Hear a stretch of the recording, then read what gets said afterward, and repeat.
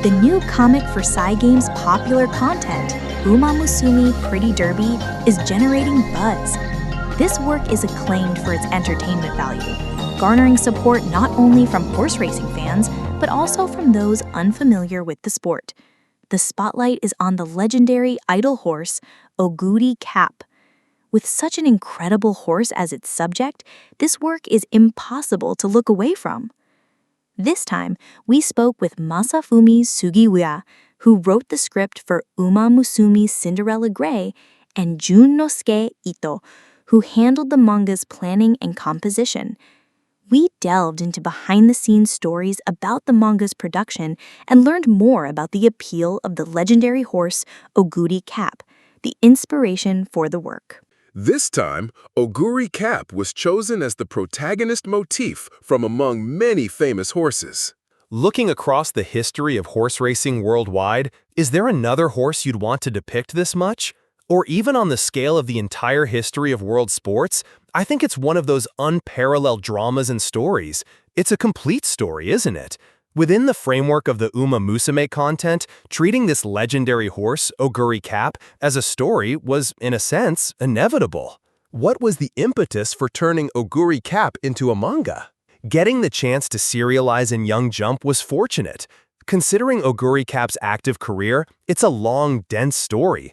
An anime would need multiple seasons, but manga seemed feasible, with potential for serialization, so I thought, we have to do this. After gaining support from many people, the project became a reality. I believe Oguri Cap's name was a driving force behind this. I felt the power of the name Oguri Cap all over again.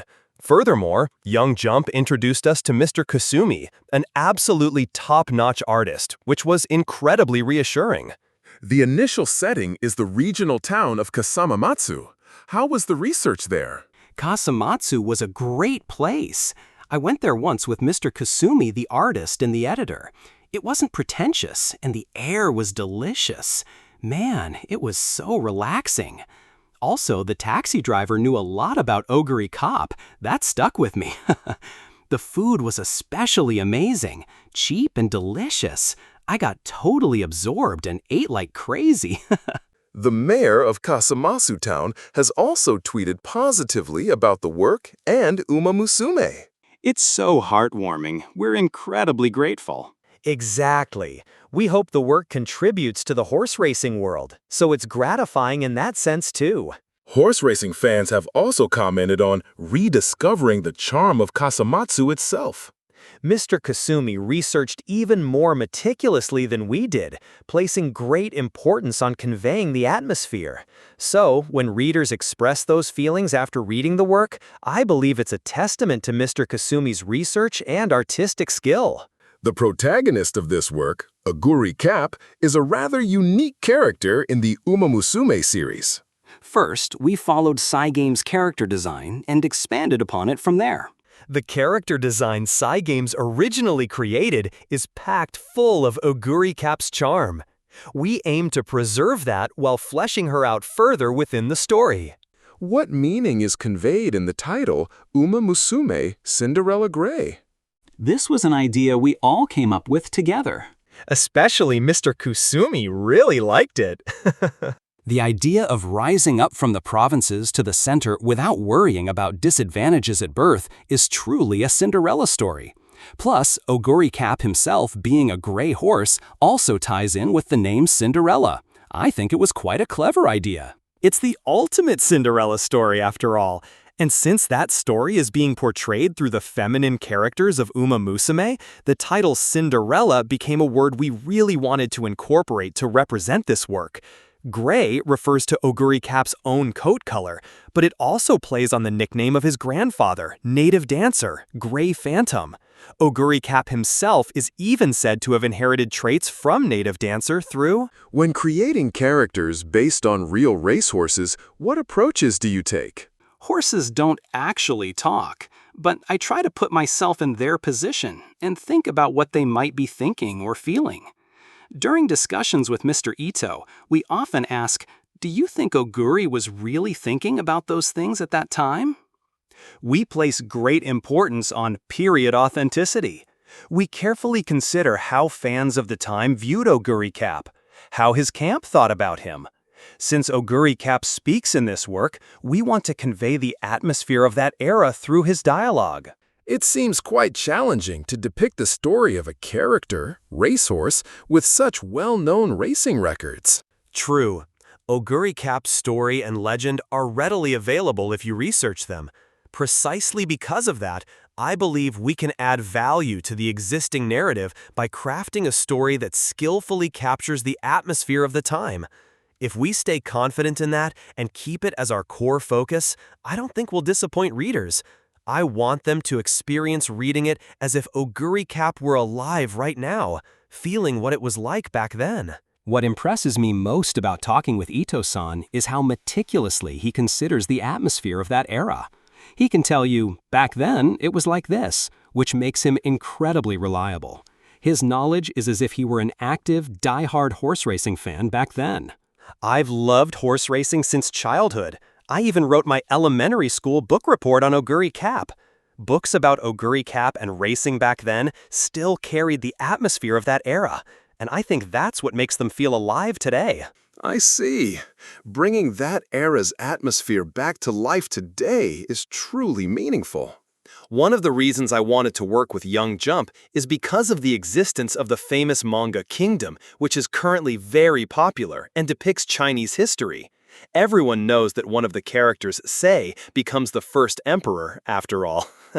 Being able to work on Cinderella Gray, which is in the same genre as historical works and is in the same magazine as Kingdom, is really exciting for me. Are you curious about the reaction from horse racing fans? I try not to pay attention to reactions as much as possible, so I avoid checking Twitter and such. However, as a screenwriter, I simply focus on making the story enjoyable. I want to create a work that both horse racing fans and non-fans can enjoy. My motto is, every episode is a climax.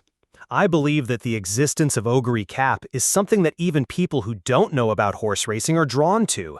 When we did the anime, I was concerned about how horse racing fans would feel about it, but with Oguri Cap's story, I don't feel that way. Rather than how horse racing fans will feel, I find myself focusing more on how non-horse racing fans will feel. So every time I see positive feedback from people who aren't horse racing fans, it makes me happy. It makes me think, so Oguri Cap's story can be enjoyed by people beyond just horse racing fans. Of course, I'm also delighted that horse racing fans are rediscovering the Oguri Cap story. The interactions with the central racing stable are also something to look forward to. That's right. Well, it's tricky knowing how much to reveal, but it generally follows historical facts, so various characters like Tamamo Cross and Super Creek should appear. I hope you'll look forward to seeing how that unfolds. The race description is incredibly exciting. As a horse racing fan, they really stir my heart. That's all thanks to Musume-san drawing skills. Of course, I also wrote the script, but Musume-san finished it in a way that's at least 100 times better. I've also been studying race expressions by reading past masterpieces. The important thing, as I mentioned earlier, is to bring the horse down into yourself. Or, in other words, to really think about what the horse was feeling at that moment. I watched the races from that time over and over again, imagining myself in the horse's position, and then again in another horse's position. I dropped myself into various horses. That's why I often think, I wish they had shown this part of the race when watching the footage now. Like, why are they showing this here? Like Mr. Kiyoshi Sugimoto giving camera instructions during commentary, like when he said, at the 96 Hanshin Daishoten, Today, win or lose, it's Narita Brian. Although it's still a long way off in terms of manga, Oguri Cap from the 1988 Mainichi Okan had an incredible running style. After rounding the final turn, he suddenly surged forward. It was like he applied an emergency brake and then veered out to the outside. That part makes me wish they would have shown it more properly on screen. That part might be the top example of me thinking, damn it, they should have shown that properly. You really do rewatch races over and over, don't you? I've seen Oguri Cap's races hundreds of times in this job, but the more I watch them, the more fascinating they become. Watching him, you start to feel like Oguri Cap himself is thinking about something. Sometimes he reacts sharply to the jockey's cues, other times not so much. They say he's a horse of mental strength, but really, even now when I revisit his races, it's like he makes you think about horse racing itself. Yeah, every single race is genuinely fascinating. He's perfect as a story's protagonist. I mean, Oguri Cap always had challenges, right? The level of competition, facing older horses, his first G1, his first international race. What a dramatic horse! Every moment is thrilling. This is truly manga-worthy material, the very definition of a jump-style protagonist. It's like, who even designed this horse? That Oguri Cap lost twice to a horse from Kasamatsu, that alone is an incredible story, right? A horse later honored for winning 4 G1s got beaten twice in its hometown?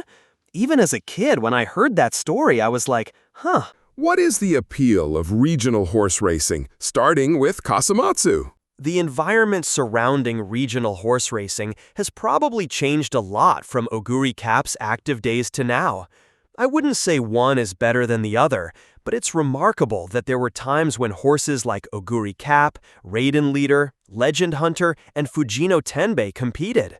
There have been many horses from regional racing who made their mark in central races, even just from Kasamatsu. It was an era when regional horses had a lot of power. However, thanks to online betting, the management side is better now, so I can't really say which is better.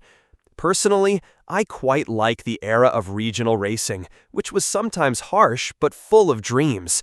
I love the pastoral atmosphere, how close the horses and people are. In regional racing, the stable staff are very close to the horses, and I think that unique feeling is something that hasn't changed over the years.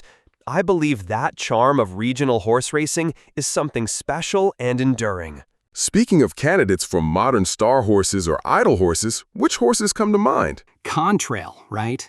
I'm looking forward to Contrail winning the Kikukasho and becoming the first unbeaten Triple Crown winner since Deep Impact.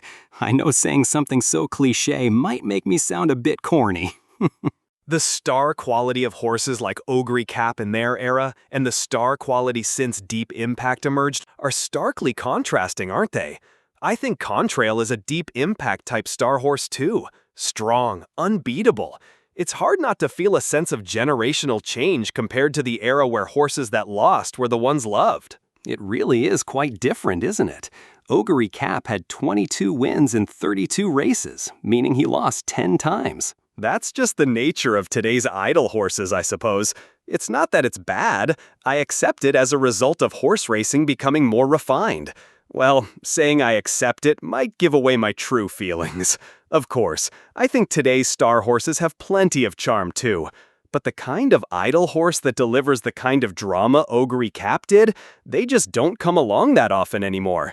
Ironically, because horse racing has become more refined. Among the characters in Cinderella Gray, besides Oguri Cap, do you have any other favorite characters? Well, let's see. Who would it be? I think it might be March. Yes, I think it's March. Because she's the initial rival, she's incredibly cute in my opinion. Of course. Since we're borrowing the names from this work, I do prioritize depicting Oguri Cap properly. But personally, I have a fond attachment to my friend Bernalite-chan. She's not only a supporter of Oguri Cap, but also a character with a story waiting to unfold. She has come all the way to the central stage, and she'll continue to appear for a long time. I'm really looking forward to seeing what kind of drama awaits her and her active role. What do you like about the protagonist, the Umamusume Oguri Cap? The way she speaks with her back, I guess. I think that's how she's set up in the original character design, too. She's not a character who says much, truly taciturn. She doesn't complain, doesn't flaunt her efforts, and speaks with her back. That's cool. That's something I'm careful about when writing her, too. I don't want to have her say too much. I want her to look cool. I think the real Oguri Cap had that quality, too. Back in the days from 88 to 90, when he was racing non-stop, I imagine he really inspired and fired up the salarymen of that era. Even when we're bringing this personified Oguri Cap to life now, I want to stay true to that core spirit. I imagine fans back then supported Oguri Cap from that perspective. As I mentioned earlier, Oguri Cap's challenges always came with reasons to say he might lose. First time on turf, first time at the central track, first time facing certain opponents, first time. He was a horse who overcame all those uncertainties. He was always taking on challenges, facing criticism for it, yet he just seemed to silently overcome them. That image resonates with the character of the Umamusume version of Oguri Cap. Including that, Sugiura-san, myself, and Kuzumi-san all want to carefully craft the story to express that sense of the era. Please look forward to the future exploits of Umamusume's Oguri Cap and his friends.